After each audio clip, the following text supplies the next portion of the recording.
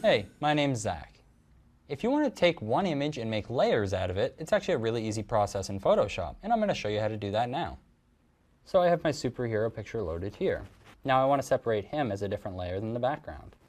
So I'll select the background with the quick selection tool, which is right here. So we can just click around like this, and it'll go right around our superhero. And that'll make a separate layer. As you notice, it included his hand. We're just going to hit Alt to minus his hand.